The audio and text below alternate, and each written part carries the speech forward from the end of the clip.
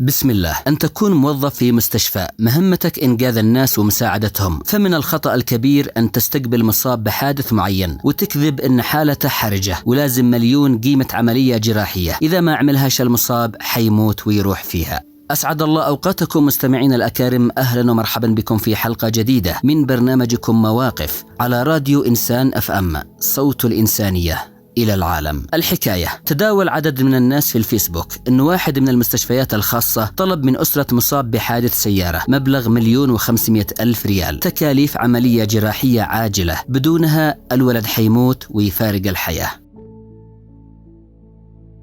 الأهل ما قدروا يدبروا المبلغ، فقاموا بإسعاف ابنهم إلى مستشفى الثورة الحكومي بصنعاء، وهناك عملوا له الإجراءات اللازمة من كشافات وفحوصات وإسعافات أولية. وبينت الكشافات والفحوصات أن أمور الولد طيبة وما يحتاج لا لعملية جراحية ولا لغيرها، وقاموا بتخييط فتحة صغيرة في جبهة الشاب، 3 رتقات بسيطة، وانتهى الأمر وخلاص، والولد بخير والحمد لله، ولا فيه أي شيء يخوف أو يستدعي الخوف.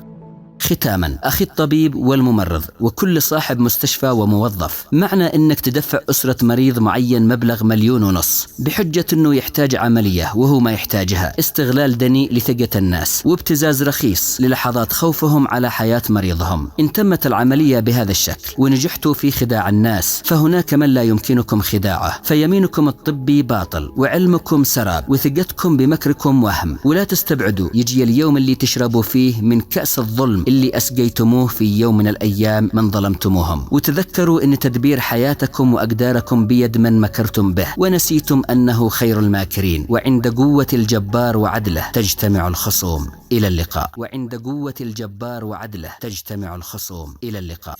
3، 2، 1. أنتم تستمعون إلى راديو إنسان FM، صوت الإنسانية إلى العالم.